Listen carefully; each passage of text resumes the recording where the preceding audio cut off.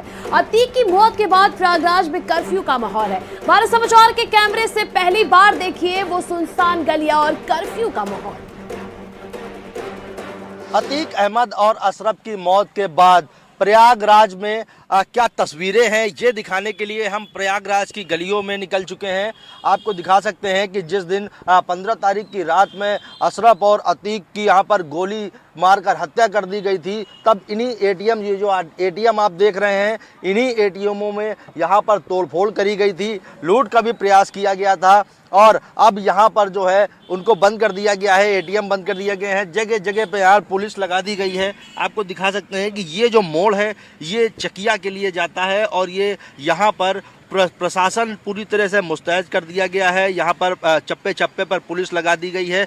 ये जो रोड जाता है, जो अतीक एक बड़ा नाम था, अतीक को अतीक चकिया के नाम से भी जाना जाता था, तो ये जो रोड जा रहा है वो पूरी तरह से यहाँ पर जो चकिया इलाका है उसी चकिया में जा रहा है। आपको यहाँ पर तस्वीरों दिखाएंगे कि तस्वीरों में कि यहाँ का माहौल कैसा है, क्योंकि कल जो है यहाँ पर पूरी तरह से दहशत का माहौल था।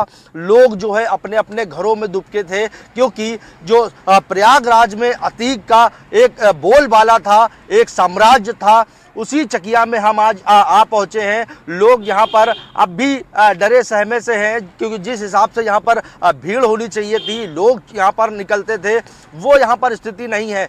लोग बाहर घरों के बैठे हैं, आपस में चर्चा कर रहे हैं। ये चकिया का देखिए वो इलाका है। ये आपको दिखा सकते हैं कि ये अतीक के जो बहनोई हैं, ये उनका घर है, जिसको पूरी तरह से यहाँ पर जमींदोज कर दिया गया है। और यहीं से कुछ ही दूरी पर, यानी थोड़ी ही दूरी पर, यहाँ पर बाहुबली अतीक अहमद का भी घर है। उसको भी हम आपको दिखाएंगे कि यहाँ की जो स्थितियाँ हैं वो कैसी हैं। यहाँ पर जो लोग हैं वो अभी अपने अपने घरों में दुबके हुए हैं। इक्का दुक्का यहाँ पर दुकानें खुली हैं। आपको दिखा सकते हैं कि ये जो चकिया इलाका है, इसी चकिया में यहाँ पर एक घर, ये आपको अतीक का दिखाते हैं, यहीं पर अतीक का साम्राज्य चलता था, यहीं पर अतीक की अदालत लगती थी और जितने भी फैसले होते थे अतीक इसी अपने गढ़ से करता था। यहाँ पर देखिए पुलिस प्रशासन पूरी तरह से मुस्तैद कर दिया गया है और यहाँ पर कई घर ऐसे हैं जो अतीक के यहाँ पर थे, लेकिन यहाँ पर जो सरकार ने, यहाँ के प्रशासन ने पूरी तरह से यहाँ पर अतीक के घर को जमींदोज कर दिया। अब यहाँ पर पुलिस प्रशासन पूरी तरह से मुस्तैद है। इस घटना से कहीं ना कहीं क्षेत्र में या दहशत का माहौल है, लेकिन जिस तरह से पुलिस यहाँ पर चप्पे चप्पे पर मौजूद है, लोगों से अपील कर रही है कि अतीक जो है एक बाहुबली था, एक हिस्ट्री सीटर था, एक बदमाश था, तो उसको लेकर यहाँ पर कोई भ्रामक खबरें ना फैलाई जाएं। अगर इसको लेकर कोई भ्रामक खबरें फैलाई जाती हैं तो उसके खिलाफ सख्त से सख्त कार्रवाई की जाएगी। फिलहाल यहाँ पर धीरे धीरे जो माहौल है वो सुधरता जा रहा है। लोग अपने अपने व्यापार को निकल रहे हैं। अब देखने वाली बात ये होगी कि यहाँ पर पुलिस प्रशासन उन 3 लोगों पर किस तरह से कार्रवाई करता है जिन्होंने सरेआम यहाँ पर अतीक और अशरफ को मौत के घाट उतार दिया। कैमरामैन दीपक कुमार के साथ विवेक पांडे, भारत समाचार, प्रयाग। बीती 15 तारीख को काल्विन मेडिकल कॉलेज में अतीक अशरफ को मेडिकल के लिए लाया गया था, पर वहां पर गोली मारकर उनकी हत्या कर दी गई थी। आइए ग्राउंड जीरो से देखिए घटनास्थल की आज की तस्वीरें। बीती 15 तारीख की रात को जब अतीक और उसके भाई को इस हॉस्पिटल में मेडिकल के लिए लाया गया था, मैं आपको दिखा सकता हूं कि ये मोतीलाल नेहरू मंडलीय चिकित्सालय है, जिसको काल्विन के नाम से भी जाना जाता है। और इसी हॉस्पिटल में यहाँ पर अतीक और उसके भाई को यहाँ सागन थाना पड़ता है, उस थाने से यहाँ पर मेडिकल के लिए लेके आए थे। और मेडिकल कराने के बाद वो जैसे ही बाहर आया है, आपको स्थल दिखाते हैं, ये घटना स्थल है। और यहीं पर जो है इसी जगह पर 3 हमलावरों ने लगभग 15 सेकंड में 20 राउंड फायरिंग करके इसी स्पॉट पे यहीं पर उन दोनों को मौत के घाट उतार दिया था। फिलहाल यहाँ पर इस वक्त मैं मौजूद हूँ और दिखा सकता हूँ कि यहाँ का जो माहौल है वो अब पूरी तरह से सामान्य है। यहाँ पर जिस तरह से लोग निकलते थे उसी तरह से यहाँ पर लोग निकल रहे हैं। यहाँ का जो लोगों की दुकानें हैं वो धीरे धीरे यहाँ पर खुल रही हैं, क्योंकि जो यहाँ पर 2 दिन से यहाँ पर जो माहौल था वो यहाँ पर दहशत का माहौल था, लेकिन अब धीरे धीरे यहाँ पर स्थितियाँ सामान्य होती जा रही हैं और जो अतीक का आतंक था वो आतंक अब खत्म होता नजर आ रहा है। कैमरामैन दीपक कुमार के साथ विवेक पांडे, भारत समाचार, प्रयागराज। प्रयागराज में अतीक अशरफ को कशारी मसारी कब्रिस्तान में दफना दिया गया है, जिसके बाद भारत समाचार कशारी मसारी कब्रिस्तान पहुंचा। आइए भारत समाचार के कैमरे से देखिए अतीक अशरफ को दफनाने के बाद की पहली तस्वीर। प्रयागराज का एक बड़ा नाम, उत्तर प्रदेश का एक बड़ा नाम अतीक अहमद। आज अतीक अहमद जो है मौत की नींद सो चुका है। इस वक्त मैं जो है कब्रिस्तान में मौजूद हूं और दिखा सकता हूं कि यहां पर ये दो जो है मजार बनी हुई हैं, एक अतीक की और एक उसके भाई अशरफ की।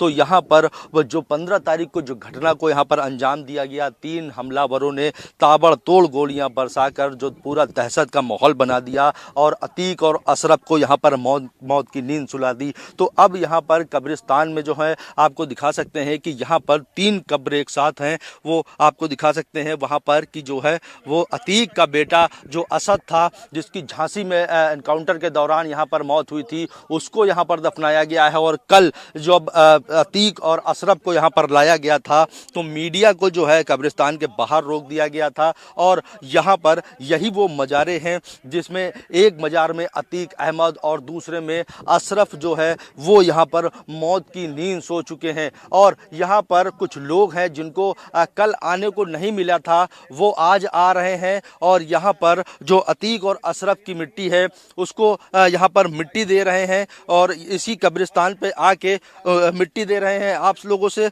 यहाँ पर इन लोगों से बात भी करेंगे कि कल आने को नहीं मिला तो आज आ रहे हैं, क्या संबंध थे उनके, क्या कितना जानते थे अतीक के बारे में और यहाँ पर अतीक का क्या साम्राज्य था। तो कुछ लोगों से यहाँ पर बात भी करने का प्रयास करेंगे। क्या नाम है आपका? मोहम्मद रेहान। रेहान जी, कल नहीं आ पाए थे क्या? जी नहीं, क्यों? बहुत भीड़ थी, आने को मिल नहीं रहा था, पुलिस का डर था इसलिए नहीं आ रहे थे। कितना जानते हैं अतीक को? जानते हैं, मोहल्ले में रहते, किराए पे रहते हैं हम मोहल्ले में। क्या वर्चस्व था इनका? बच्चे तो ठीक ही ठाक था, लेकिन अब क्या बताया जाए। जो हुआ किसकी लापरवाही मानते हैं? अरे अब जो हुआ सो हुआ, उसको भूल जाइए। जी, क्या कल नहीं आ पाए थे? कल हम लोग बहुत कोशिश की, हम लोगों को आने नहीं दिया गया। यहाँ फोर्सफुली सबको रोका जा रहा था। क्यों? अब बता रहे थे यहाँ के जो पुलिसकर्मी थे, ऑफिसर थे या कांस्टेबल थे, जो भी थे, आए थे लेकिन वापस कर दिया। उन लोगों ने ये कहा कि यहाँ शांति भंग हो जाएगी, ये है वो है, यही सब बता रहे थे अपना। तो अब वहाँ पे कितना उनसे आर्गुमेंट किया जाए, क्या बताया जाए कि जहाँ इतने लोग थे वहाँ तो शांति भंग हो गई। अब यहाँ कौन सी शांति भंग, कब्रिस्तान में कहाँ शांति भंग होती है? यहाँ तो लोग आते हैं, फातिहा पढ़ते हैं, मगफिरत की दुआ करते हैं, चले जाते हैं। अतीक से क्या संबंध थे आपके? अतीक के संबंध यही थे कि जब वो इलेक्शन लड़े हैं मेंबर ऑफ पार्लियामेंट का, तो उस वक्त उनका, हमारा घर जो शहर में है वो और फूलपुर दोनों उनके ही कॉन्स्टिट्यूंसी में आता था। तो उन्होंने कहा कि भाई जैसे सब लोग हैं,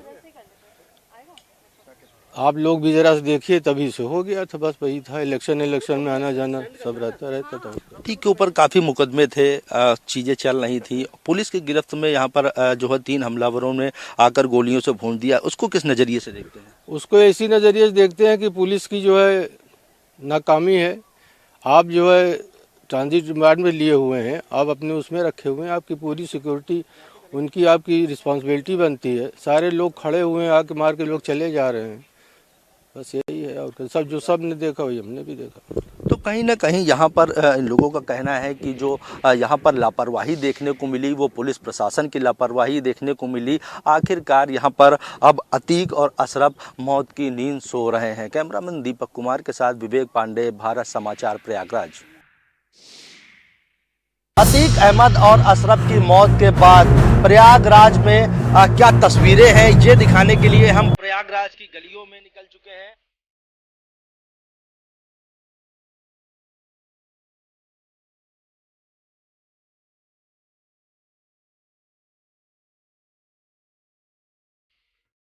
पूर्व में